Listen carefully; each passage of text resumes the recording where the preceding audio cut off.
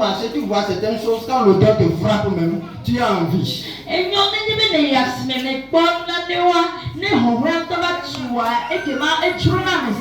celui qui pense à son avenir, il se retire. Il ne fait pas ce qu'il veut, mais il fait ce qui est exigé pour le juger. Donc celui qui arrive à se retenir et à marcher selon les règles et les principes qu'il s'est donné, on dira de cet homme-là qu'il est un homme discipliné. Amen. Le temps est très cher. Voilà pourquoi tu dois savoir réglementer ton temps. Tu dois savoir quand il faut manger, quand il faut boire. Amen. Quand il faut apprendre, quand il faut vendre, quand il faut préparer. La Bible dit il y a un temps pour toutes choses. Mais si tu vis ta vie n'importe comment, sans respecter le temps, le temps va te détruire. Mais celui qui obéit au principe du temps, selon la discipline, au lieu que le temps soit un objet de destruction pour lui, le temps vient à son avantage. Je prie que l'Éternel te donne une vie de discipline au nom de Dieu. Amen. Dis-moi Amen. Aujourd'hui, nous allons continuer avec la seconde loi. Nous allons voir la loi de la vision. Proverbe 29, le verset 18.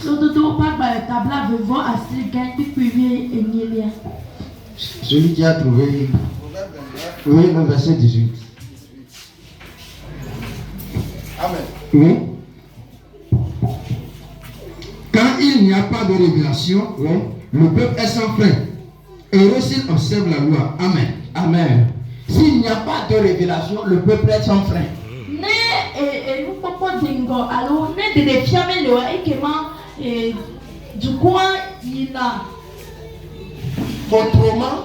Autrement dit, sans vision, tu ne vas nulle part. Amen. Suis-moi très bien. Quand Dieu t'a envoyé sur cette terre, c'est qu'il t'a confié une mission. Et quand tu découvres cette mission-là, ça devient une vision pour toi. Et tant que tu n'as pas découvert cela, tu ne continues pas à tourner à rond. Mais à partir de ce matin, l'Éternel te libère au nom de Jésus. Donc tu dois avoir une vision pour ta vie. Qu'est-ce que je veux devenir? Tu dois te poser cette question. Pourquoi je suis né? Où est-ce que je vais? Dans 10 ans, qu'est-ce que je vais devenir? Qu'est-ce que je veux devenir? Si tu arrives à te poser cette question, donc tu es en train de chercher une vision pour ta vie. Amen. J'aimerais te dire que celui qui a son vision,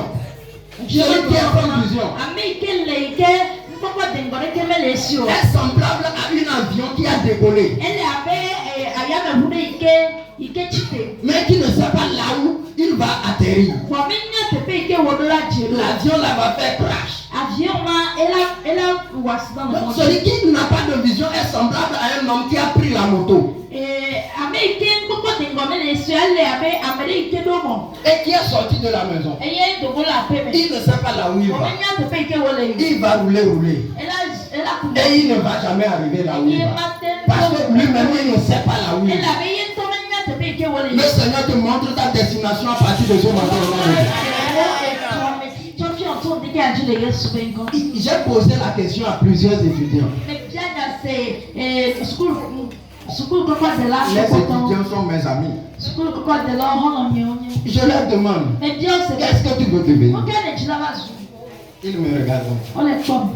Le gars ne sait pas ce qu'il veut devenir. Donc tu vis seulement. Amen. va faire qu'aujourd'hui, on va te voir en train de vendre coulis. Demain, on va te voir en train de vendre la tomate. Le lendemain, on va te voir en train de vendre du poisson. Parce que tu ne sais pas au juste la raison de ton existence sur la terre.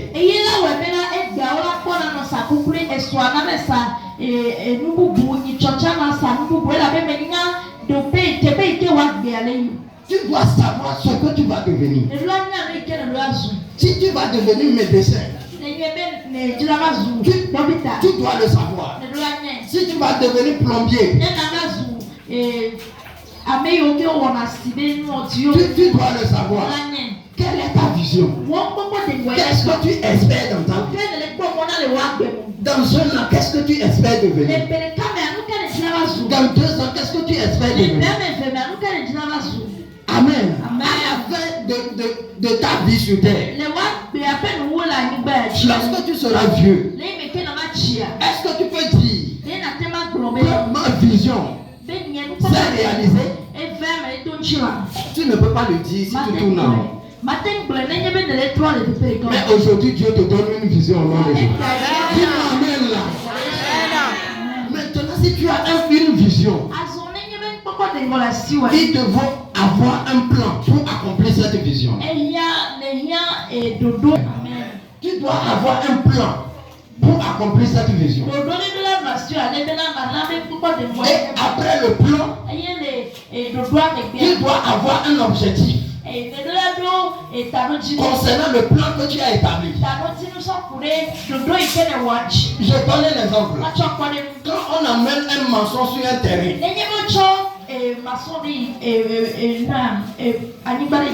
tu ne peux pas lui dire construis-moi une maison. Il va te demander quelle maison. Non, je veux que tu me construises une maison. Ce n'est pas possible. Tu dois donner la vision de la maison que tu veux. Tu vas lui dire je veux une maison comme ça. C'est la vision de la maison que tu veux. Et lorsque tu lui donnes la vision, avant de commencer, lui il va faire quoi? Il va dessiner le plan. Et c'est après le plan que le chantier va commencer. Donc s'il n'y a pas de vision, le chantier ne peut pas débuter. Et s'il n'y a pas de plan, on ne peut pas creuser la fondation. Amen. La vie de certaines personnes n'a pas encore débuté parce qu'ils n'ont pas de vision, ils n'ont pas de plan. Mais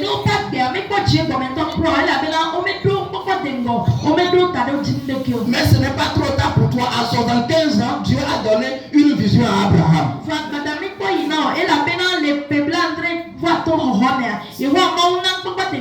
C'est encore possible pour toi, dis-moi amen. C'est encore possible pour toi, dis-moi amen.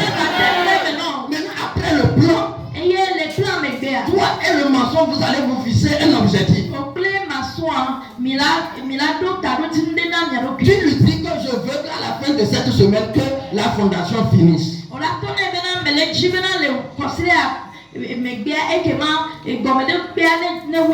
vous veillez que la fondation finisse avant la fin de la semaine. Et si le maçon arrive à finir la fondation, on dira que l'objectif est atteint. Amen. Donc, tout commence par la vision. Amen. Et après la vision, il faut un plan. Et après le plan maintenant, il faut te fixer des objectifs. Et c'est en atteignant les objectifs que tu t'es fixé que tu vas parvenir à l'accomplissement de la vision. Amen. Tu dis au maçon, je veux que dans un mois, que la maison soit au niveau chaînage.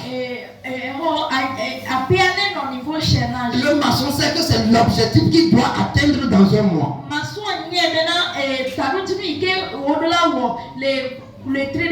Et si le mois arrive et il n'a pas encore atteint la moitié, il court dans tous les sens.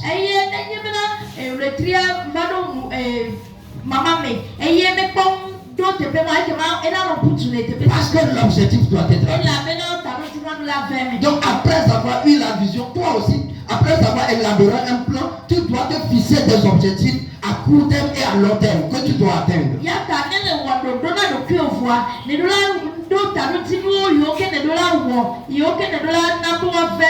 Et ta vision fait que tu ne vas pas dans tous les sens. Tu es focalisé. Le Seigneur m'a donné la vision de cette église. Il y a eu beaucoup de problèmes. Mais je n'ai jamais changé ma mentalité. Je suis resté focalisé. Les gens se moquent de moi. Les gens disent des choses sur moi. Mais ça ne m'a pas changé. Je suis toujours focalisé sur la vision que Dieu m'a donnée. Il y a quelqu'un même qui a dit que je n'ai pas trouvé un travail à faire et c'est l'œuvre de Dieu que je veux faire. Mais tout ça là, ça n'a pas changé la vision que l'Éternel m'a donnée. Pourquoi? Parce que je suis focalisé. Donc celui qui a une vision ne va pas dans tous les sens. Amen. Je donne l'exemple de Jésus. C'est Jésus qui est notre exemple parfait. Lorsque Jésus venait sur la terre, il est venu avec une vision claire. Sauver l'humanité. Il sait qu'il est venu pour mourir pour que l'homme soit sauvé. C'est sa vision. Mais lorsqu'il est venu, il a élaboré un plan. Amen. Il a dit, si je mourrais comme ça, il n'y aura pas de message. Pour qu'il y ait de messages pour sauver les gens en génération en génération, je dois chercher des disciples. C'est le plan qu'il a fait. Si je cherche des disciples, je sais que quand je pars, les disciples peuvent continuer par prêcher la parole que j'ai laissée sur la terre afin que la vision soit accomplie.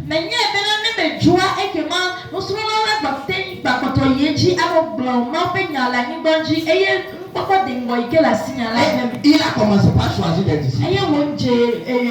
Lorsqu'il a trouvé les disciples, il s'est fixé un objectif. D'ici 3 ans et demi, je dois finir par les enseigner. Dans 3 ans et demi, je dois amener mes disciples à la maturité. Et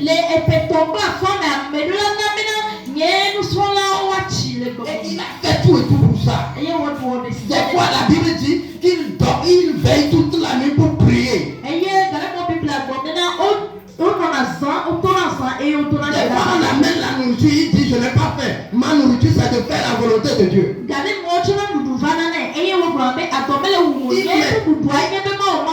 Il mettait toute sa force afin que l'objectif qui s'est fixé, l'objectif soit atteint. Et après 3 ans et demi, Jésus a atteint son objectif. Il est mort sur la croix. Il a laissé les fidèles qui ont été enseignés. Et ces fidèles-là ont commencé par transmettre les messages de génération en génération. Et la vision de Jésus qui consiste à aller faire de toutes les nations les disciples, que l'homme soit sauvé, cette vision-là est en train de s'accomplir.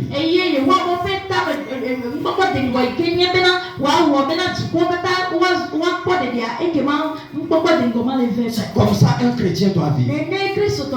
Tu ne dois pas être dans la vie simplement. Le Seigneur ouvre tes portes au nom de Jésus. À partir de ce matin, le Seigneur te donne une vision au nom de Jésus. Dis-moi Amen. Maintenant, comment avoir une vision? Parce que tu pars par une vision. Amen. 1 Samuel 3, le verset 10. 1 Samuel 3, le verset 10. Amen. L'Éternel vint et se présenta. Et il appela comme les autres fois. Samuel, Samuel. Et Samuel répondit, parle, car ton serviteur écoute. Amen. Tu as besoin d'écouter la voix de Dieu. C'est Dieu qui t'a envoyé sur la terre. Il sait le projet qu'il a formulé pour ta vie. Amen. Donc pour connaître ta vision, tu as besoin d'avoir une intimité avec Dieu.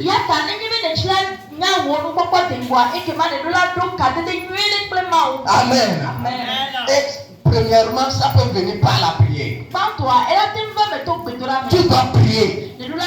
Tout le qui ici ne va pas dormir. Si tu n'as pas encore une vision, ne va pas dormir. Tu n'es pas un échec, dis-moi amen. Tu refuse d'être un échec au nom de Jésus. Tu dois prier. Jeûner.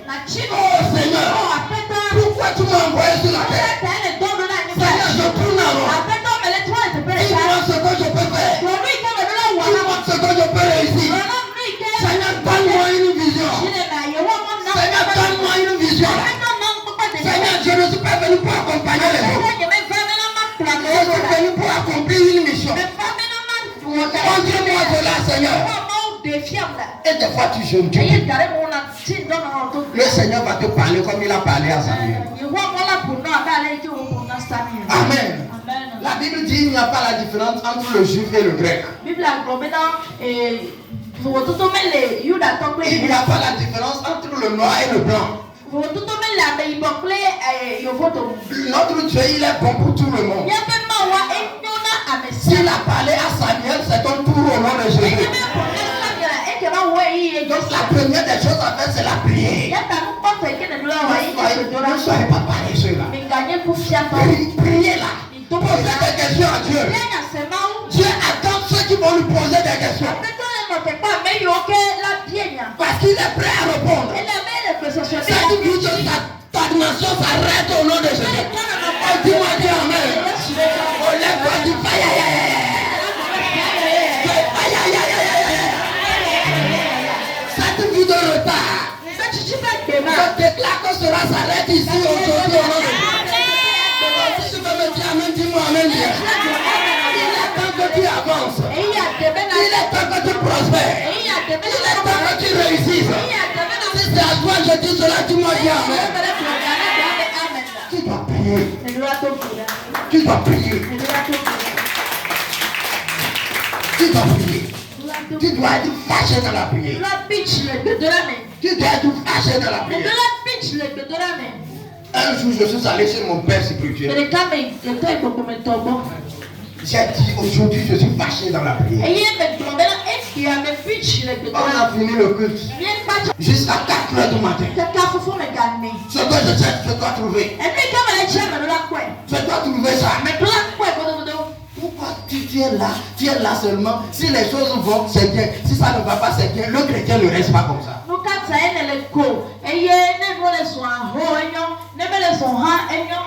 Tu dois te lever. Tu dois te lever et arracher ce qui t'appartient de la main du diable.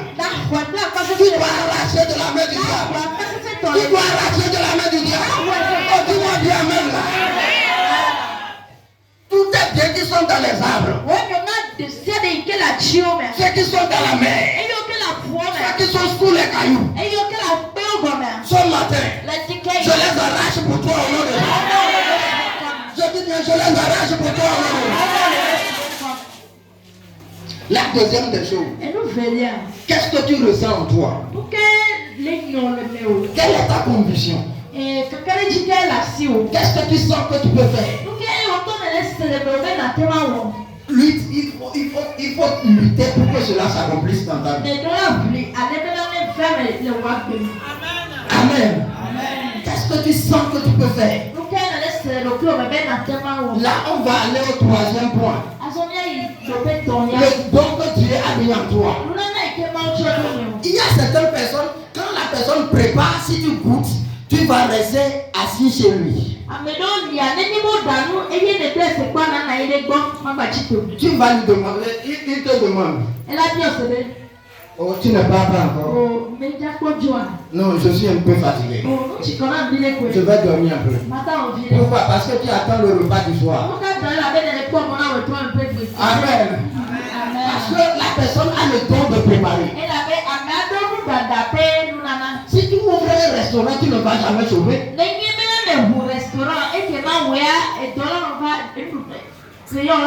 Certains ont le don d'enseigner.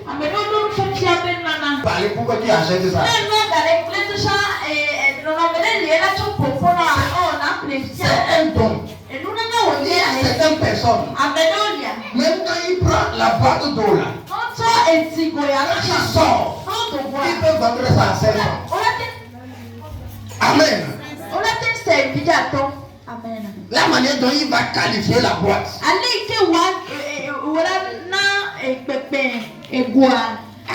Amen. C'est ça qu'on appelle le marketing. Donc si tu as ce don-là, tu es un bon commerçant. Lorsque le petit musulman était sorti, le petit Nigérien était sorti avec quelques 3 syllabes là, tu te moquais de lui. Ils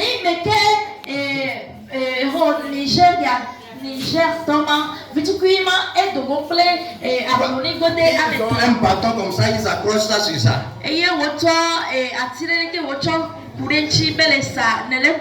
Tu te moquais de lui. Amen. Quand tu lui demandes combien tu vends le syllabe, il va te dire 5 000. Quand tu parles, il va te dire, j'ai la assiminia là. Donne ton prix. Amen.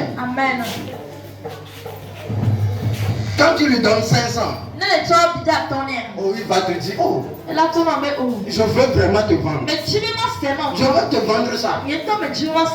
Ajoute 1000 francs. Ajoute 1000 francs. Il fait sortir en même temps son sachet. Il met ça dans le sachet. Pourquoi tu ne vas pas acheter? Si tu as ce don-là, tu dois savoir que tu es un bon commerçant. J'ai écouté l'histoire d'un homme qui veut payer du cirage. Et il est parti chez le commerçant. Et il a demandé le prix. On lui a dit 5 000. Oh, je ne sais pas. Comment tu as su que c'est ça que j'ai dans ma poche?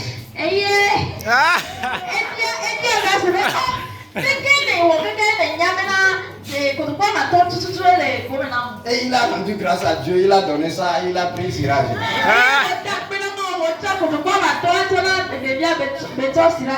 1 Corinthiens 2.